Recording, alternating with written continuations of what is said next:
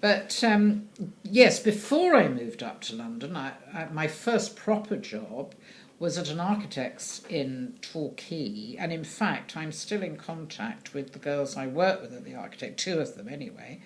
And we meet now every Christmas for what we call our twinkle lunch. So all these years on, but that was extraordinary because I was a receptionist and shorthand typing, etc. But at lunchtime, we would all go down the road to this huge pub, this lovely old-fashioned pub, and we'd have a schooner of sherry. I mean, this was bizarre. This was must have seemed terribly sophisticated. Well, it's terribly sophisticated. A schooner. And may I have a schooner of sherry, please? I mean, that was extraordinary. And then we'd come back to work, probably a bit giggly, I would think, on an empty stomach. And but it was lovely. It was a very, very lovely job, and it was a nice first job because it can be a bit daunting, you know. And I did I did a few years there, and then, as I say, I went up to London. Come up to the big city. But it was lucky, really, that I knew somebody in London, so I could go and actually live with her rather than look for accommodation. So we had a lot of fun, of course, and then I started temping in London. So that was my first temping jobs. And you, of course, you went into your first permanent job. Well, after this.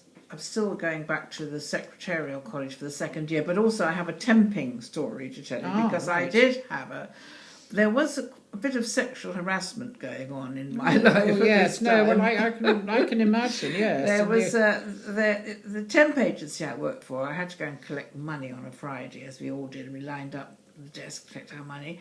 And the gentleman kept saying to me, "Oh, could you just wait a minute, Jennifer? Can you wait a minute?" And I was thinking, perhaps he'd got a great job for me. And I waited, and when everyone had left, he ran across the room and locked the door. Dear.